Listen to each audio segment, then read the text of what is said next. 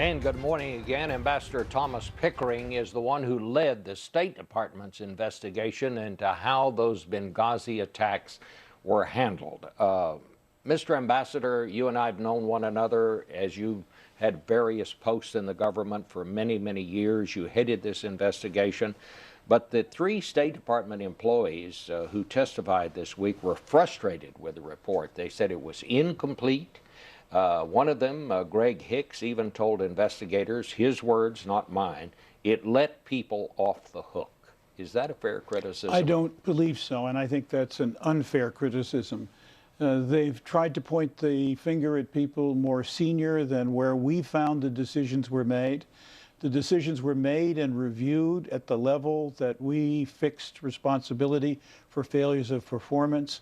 Those people were named in the report. Two of the four that we felt failed in their performance were, under our recommendation, relieved of their jobs.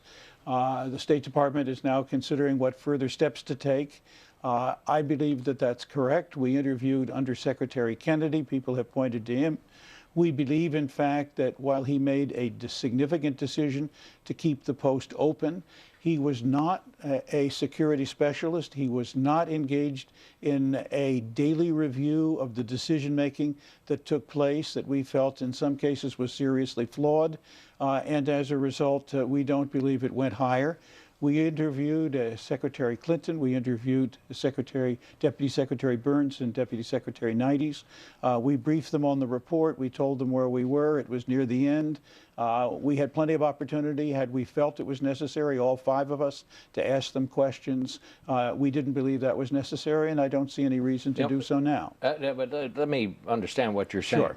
You had Secretary Clinton, but you didn't ask her any questions, and why not? Because, in fact, we knew where the responsibility rested. She had already stated on a number of occasions she accepted, as a result of her job, the full responsibility. On the other hand, the legislation setting up our board made it very clear that they didn't want a situation in which a department or agency had accepted responsibility and then nobody looked at where the decisions were made and how and in what way those decisions affected performance on security and whether people were thus responsible for failures of performance. That's what we were asked to do, and that's what we did. Well, do you think in retrospect it might have been a good idea to question her and some of these other ranking officials? I think that we knew and understood, because we had questioned people who had attended meetings with her, what went on at those meetings and how they were handled, what was relevant. I don't believe that it was necessary to do that. I don't think that there was anything there that we didn't know.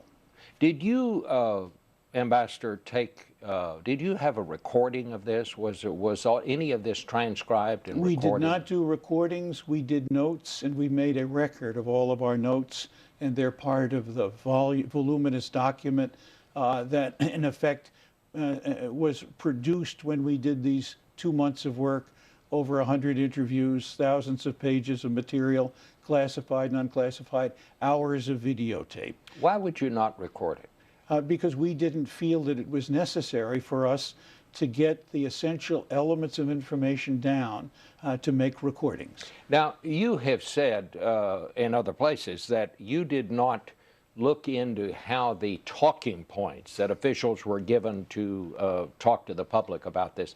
And why would that be? Because we were asked to look in under the law at 5 questions, all of which had to do with security, with the adequacy of security, with the preparation of security, with intelligence, and whether anyone breached their duties. That was, in effect, our mandate. At the time, and still now, I find it hard to see how the talking points issues relate to the security at the Benghazi mission. Well, let me just, I have a copy of the talking points and how they were changed. In the first version, the talking points said, we do know that Islamic extremists with ties to Al-Qaeda participated in the attack. This went through this various scrubbing till the end. They took out the word Al-Qaeda, they took out extremists, then they took out Islamic, and in the end it said there are indications that extremists participated in the violent demonstrations. They didn't even call it an attack.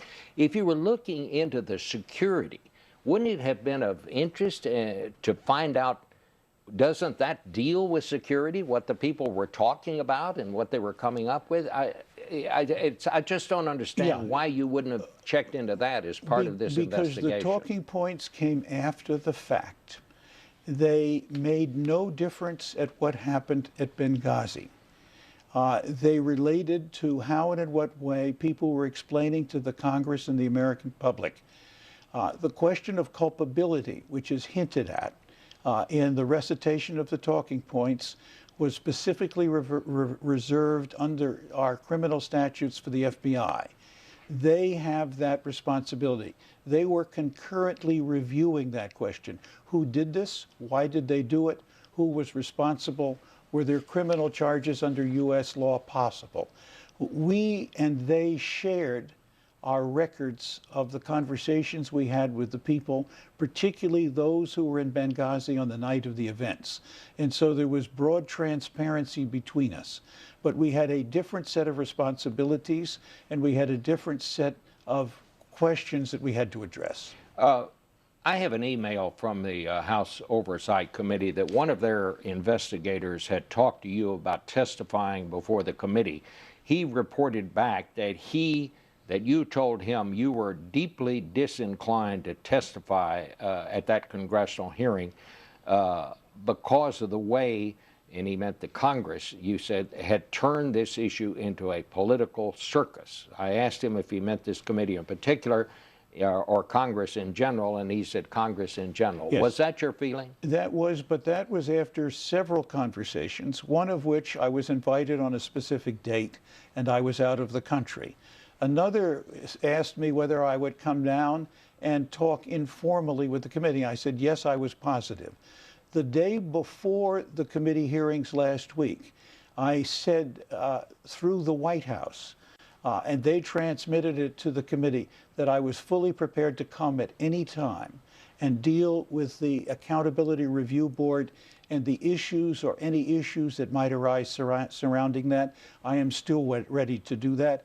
The answer that I received back was the committee majority was not inclined to include me. All right. On the day of that testimony. They'd like to see me some other time. Do you feel that this investigation should be reopened? I don't see yet any reason why what we did at the Accountability Review Board should be reopened. The questions that were asked about our work were in themselves answered at the time they were raised. The question of could military aircraft have made a difference? Could they have gotten there in time? And the answer at that time through the defense attaché to Mr. Hicks was no. Subsequently, Admiral Mullen looked at that very carefully. General Dempsey did. They both have testified that there was no military capacity to get there. All right. Mr. Ambassador, thank you so much Bob, for joining us. We're going to